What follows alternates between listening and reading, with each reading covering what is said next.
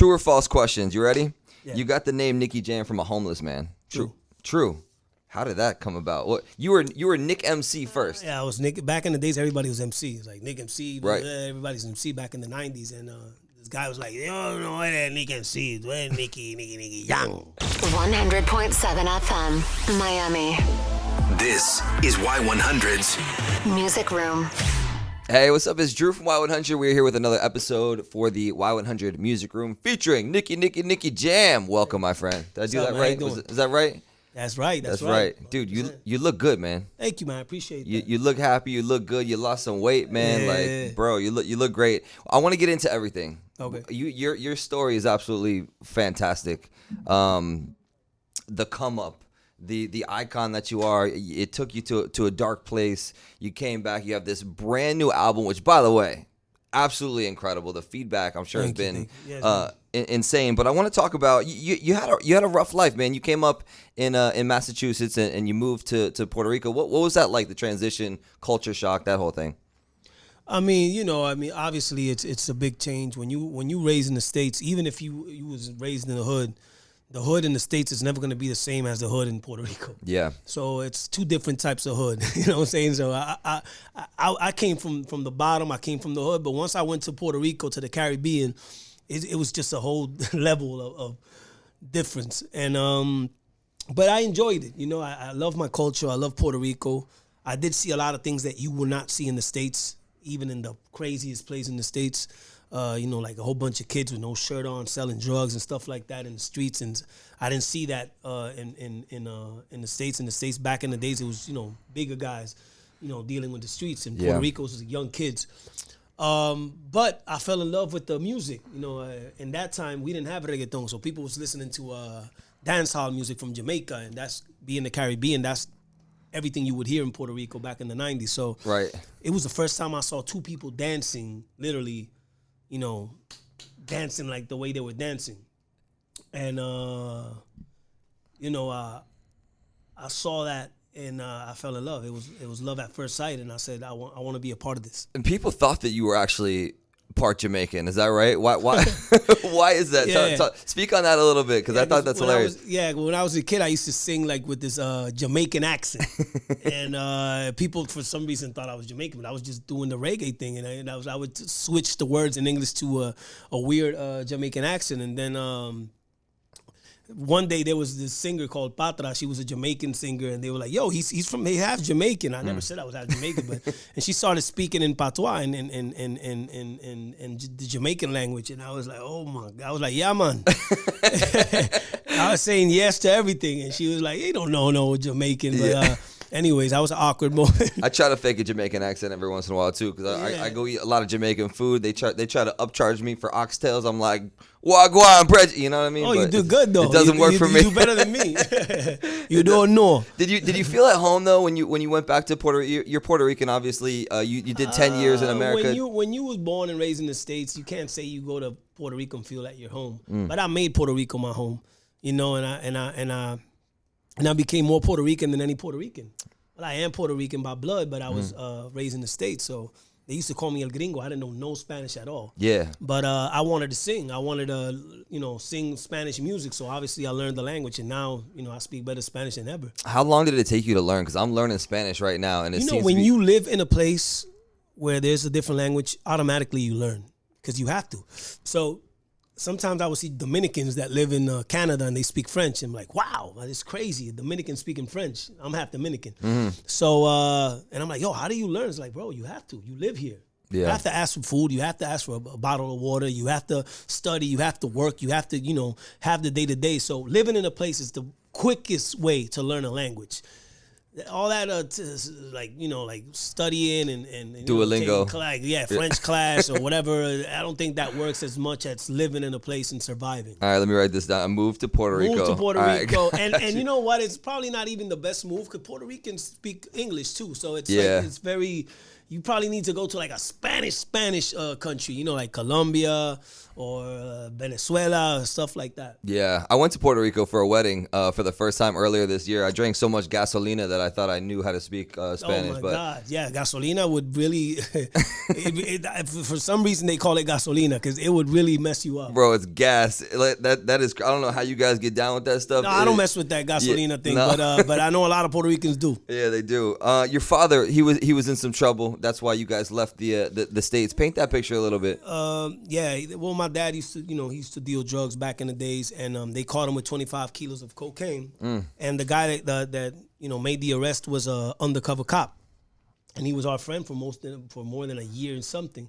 So he went to do a deal with this friend, and he was an undercover cop. They arrested him.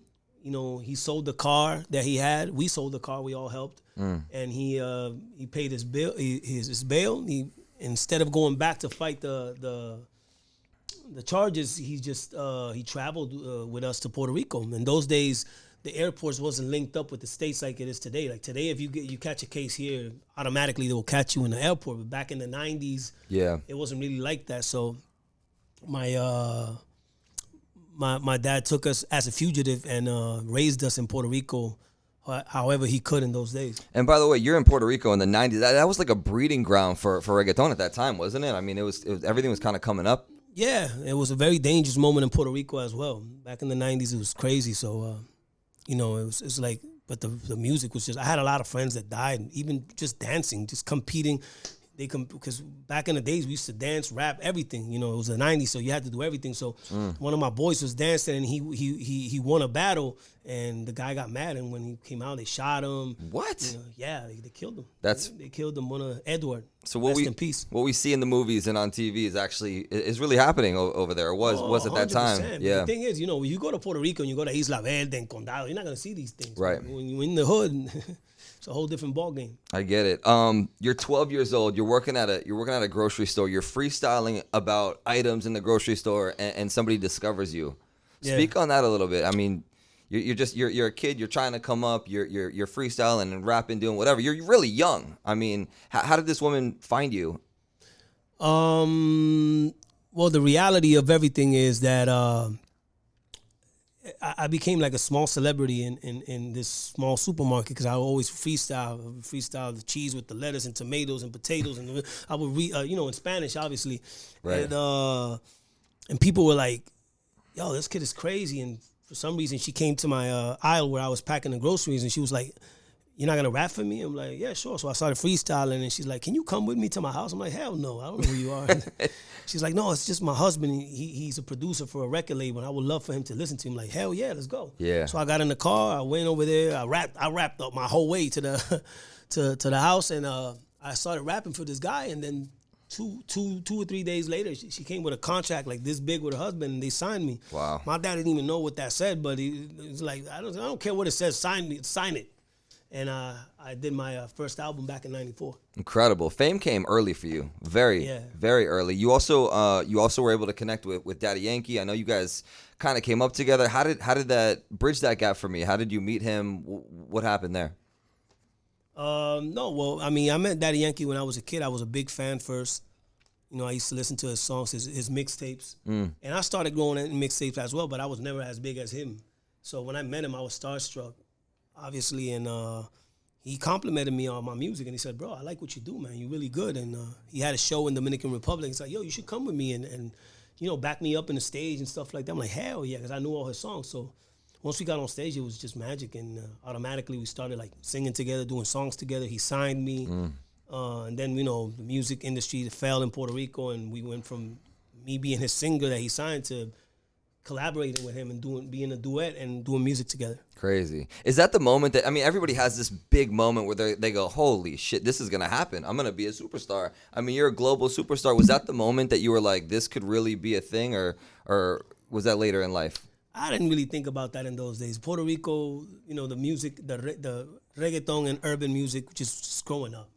So we was just happy of coming out in a video and people knowing us and going to the mall and people asking us for pictures. We were just happy. We wasn't thinking about the bigger picture and thinking about being global or nothing like that. Yeah, we would dream and stuff like that, but just the urban music wasn't in that position yet. You know what I'm saying? Today, yes. Today we I did the World Cup. I've done movies in Hollywood. I've done a whole bunch of stuff that I would never think that I would have never thought back in the days that I would do something like that. Yeah, absolutely, man. And you're actually one of the few, I feel like, who can do movies and also music and be successful at both, because not everybody can do that. Well, there's not a lot of reggaeton artists, urban singers that are bilingual, and that helped me a lot, when it comes to acting too, because I did theater when I was a kid in school, so I could do a little bit of everything, and that's what I like. I like showing how versatile I could be and everything I could do. I rap, hip hop songs, I do melody, I do merengue, I do R&B, whatever you want, I could do it. Spanish, English, freestyle.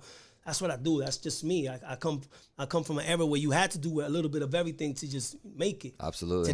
Today there's a lot of versatile singers, because today they had singers like me to look up to, but we didn't have nobody to look up to back in the days when I was a kid. I was just looking up to a little bit of everybody. I would listen to Lauryn Hill and say, wow, Lauryn Hill could rap and sing. I probably could do that too. And listen to Wycliffe as well from the Fugees and see he could rap and sing. I'm like, yo, that's crazy to have the ability to do both. Yes, thank God I have a good voice and I could sing and rap, and You have the appearance too. You got the look, the image, the look, everything. Yeah, everything. God loves me. Yeah. I can't be mad. God loves me, absolutely. Your rough life, your rough upbringing, do you think that contributed a ton to your success? My love life? No, your rough life, like coming my rough up, life? you and my love life. Yeah, everything. I think everything. I think everything got something to do with it. I mean, you can't learn the streets in no school like that. You need, that's something you live, and when you live, that's a gift you have. And that helped me too. Like that hustle and that being strong and not weak. And that just helped me to be a bigger performer, a bigger singer. Love that. You spoke a little bit about like kind of the new school and these newer artists. Obviously, the game has changed. You came up, there was no internet. It wasn't like you could just upload songs to SoundCloud or something like that. Do you think it's easier to make it nowadays or 20 years ago when you and Daddy Yankee were really grinding and handing out mixtapes, that sort of thing? No. Today is really harder. Today you have so much platforms. We didn't have that platform. Today you could be connected directly with people that are listening to you. Back in the days, it was just, you had to do it yourself. There was no platforms at all. You needed the record label, you needed the radio station, and you needed the videos. Today, you can make your own video. You could be connected to Spotify and do, your own thing. So today, kids have it too easy. I wish I had it that easy when I was a kid, but yeah. I think me not having it that easy made me a stronger performer, a stronger singer, and I just feel they don't make them like me anymore. You know what I'm saying? This new generation is just different. It's different. A lot of people are starting tours. They quit their tour. They can't make it. There's mental situation. It's different. There's a new breed of artists that is different than. Yeah, I than mean, for me, touring will actually fix any mental problem that I will have. I mean, just being on stage and feeling the love from the people is something that I need. So when I do not work is when I feel unstable mentally. You know what I'm saying? And it happens, I get to a dark spot, you know what I'm saying? And I need to work. I feel better working. I love that. True or false questions. You ready? Yeah. You got the name Nicky Jam from a homeless man. True. How did that come about? What you were Nick MC first. Yeah, I was Nick. Back in the days, everybody was MC. It was like Nick MC. Right. Everybody's MC back in the 90s. And this guy was like, you don't know what that Nick MC is. What Nicky Young. And he just said it like, I didn't like it at all. I was mad. It was like, what do you mean I'm Nick MC? Like, Nicky Young. And everybody started making fun of me, and it came with, I stuck with it. I like it. Jennifer Lopez has a face tattoo of you on her. False. I wish. El Perdón took your career to another level. True. How so? A lot. I mean, it took me from being just an urban reggaeton singer to being a pop singer, and it took me to places like Israel and Dubai and global. It just made me a global singer, a global urban singer, and it helped me so much. True or false? This is a rumor. Nicky Jam is retiring from music. False. False. I love that. Yeah, false.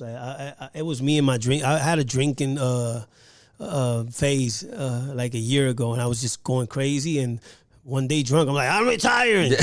And then I woke up the next day, like, hell no, I ain't retired. What's wrong with me? And I erased the video immediately. I think your fans had a heart attack. Oh, yeah, they still have. So a lot of people still, because I make a lot of podcasts and I talk that I am not retiring, because a lot of people got stuck with that message. So they still think I'm retiring, but no, I'm ready. I'm doing it. The PTSD is real with the fans from that moment, for sure. I want to talk about this because I'm enamored by this story. I think it's absolutely incredible. Your mother, when you guys moved, she stayed in Massachusetts. You reunited with her. Can you tell that story real quick? I know it was 20 years or something that you hadn't seen her, and then you reunited with her at one of your shows, I believe in DR. Yeah, I mean, every time I was working in the music industry, trying to be bigger and bigger, she was a motivation for me. Because my mentality is, if I become as famous as I want to be, she'll probably find me quicker. And that's what happened. I went to Dominican Republic to do a show, and I felt that I was going to see her again. And for some reason,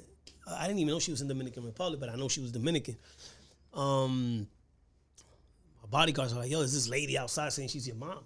When I went outside, she was fighting with security and everything. She said she wanted to see me, and that's when I saw her after 20-something years. And I mean, it's not easy, because reality is, it's somebody you don't know, But every day I keep trying, to learn who she is, and I don't judge her at all, because nobody had a crazier past than me. Yeah. And sometimes you have to understand what they went through, to do the things they did. So, forgiveness is not for the person, it's for yourself.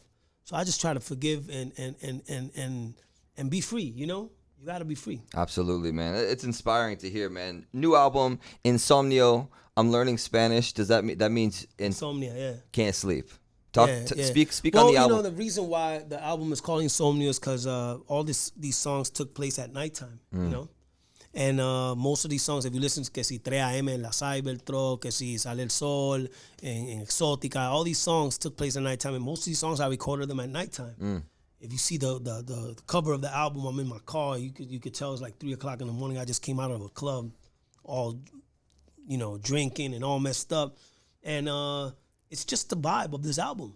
It's just the vibe, and it's me expressing myself through my art and telling people what I've been through these last 2 years, and that's what Insomnio is. I love it, man. You got a huge record. I mean, you have features from Fade and Sean Paul and Calora. I know is a huge one. When you put that record together, at what point do you realize it's going to be a big record? I mean, do you put it out and engage the response, or can you hear it like in the studio as it's being made and go, man, you've been doing this for a long time? Do you go, man, this just sounds like it's going to be something? Yeah, man. I mean, I work the album. I sit down and I listen to it with my team. And if my team feels the same thing I feel, we just go with the vibe and just fluimos. You know what I'm saying? We go. Let's make it happen. We talk to the record label. Hopefully they see what we see. And if they don't, they gotta come out with it and cut that check anyways. You know what I'm saying? And that's what we do. I love that, man. Well, thank you so much for taking the time. We really appreciate you, man. God bless. You. Yeah.